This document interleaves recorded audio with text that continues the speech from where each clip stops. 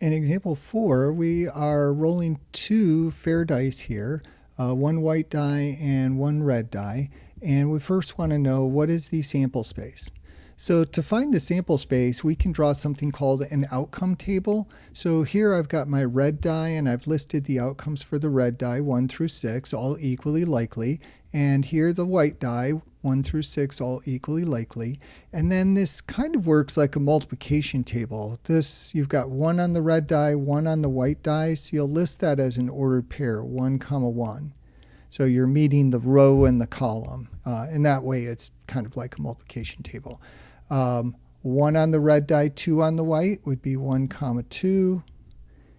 1 on the red, 3 on the white, 1, 3, and so on. I could get a 1 and a 4, 1 and a 5, or a 1 and a 6.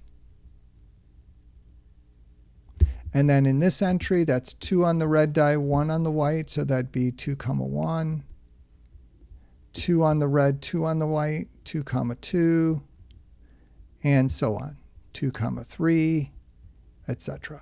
So I filled in the rest of the table for us. So that's all possible outcomes. So what is my sample space? So my sample space is the set of outcomes. So I can just abbreviate it like this.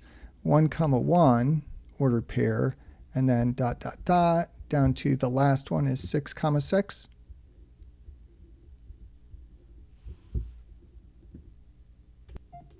So an outcome table is just a device that's helpful for trying to list all the possibilities in the sample space.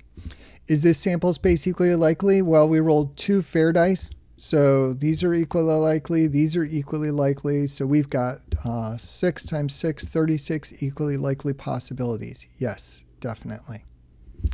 What's the probability of doubles? So desired outcomes out of total outcomes, because this is equally likely.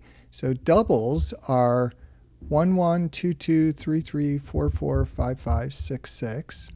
So there are 6 outcomes there.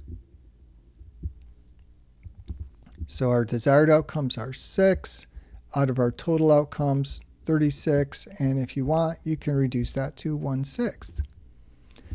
What's the probability that the sum is equal to 7? The sum on the two dice is equal to 7.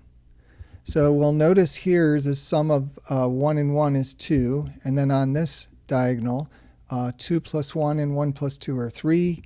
And then on this diagonal, the sum is 4. And then 5 for 4, 1, 3, 2, 2, 3, 4, 1.